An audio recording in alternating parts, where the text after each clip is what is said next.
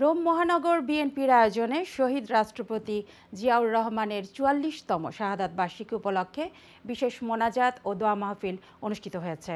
বিস্তারিত দেখুন রিপোর্টে।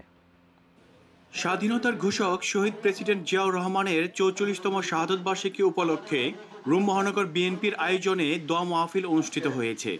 রোম মহানগর বিএনপির সাবেক সভাপতি হুমায়ুন কবিরের সভাপতিত্বে ও সাবেক সাধারণ সম্পাদক কাজী আবুল বাশারের পরিচালনায় সংক্ষিপ্ত বক্তব্য রাখেন ইতালি বিএনপির সাবেক সভাপতি লকিয়তুল্লাহ, সাবেক ভারপ্রাপ্ত সভাপতি আমিনুর রহমান সালাম ও রোম মহানগর বিএনপির সাবেক সিনিয়র সহসভাপতি সিরাজুল ইসলাম মৃধা। রোমের মক্কি মসজিদে অনুষ্ঠিত আয়োজনে বিএনপির ভারপ্রাপ্ত চেয়ারম্যান তারেক রহমানের ৩১ দফার দাবি বাস্তবায়ন ও ডিসেম্বরের মধ্যে জাতীয় নির্বাচনের দাবি রোম মহানগর বিএনপির।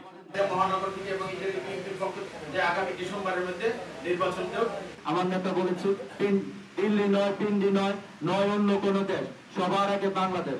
আমরা এই বাংলাদেশ বিনির্মাণে আমাদের জনাব তারেক রহমানের যে ৩১ দফা, সেই ৩১ দফা তারা সবাই ভালোভাবে বুঝবেন।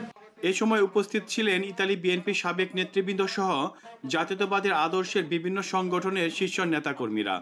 এ সময় তারা আশা করেন আগামী জাতীয় নির্বাচনের মধ্য দিয়ে বাংলাদেশে আবার গণতন্ত্র ফিরে আসবে আর নির্বাচিত সরকারের হাত ধরেই দেশ যাবে এগিয়ে। পরিশেষে শহীদ প্রেসিডেন্ট জিয়াউর রহমান ও আরাফাত রহমান কুকুর আত্মার মাগফিরাত এবং খালেদা জিয়া ও তারেক রহমানের সুস্থতা কামনায় বিশেষ দোয়া করা হয়। আয়ন টিভি নিউজ, রোম, ইতালি।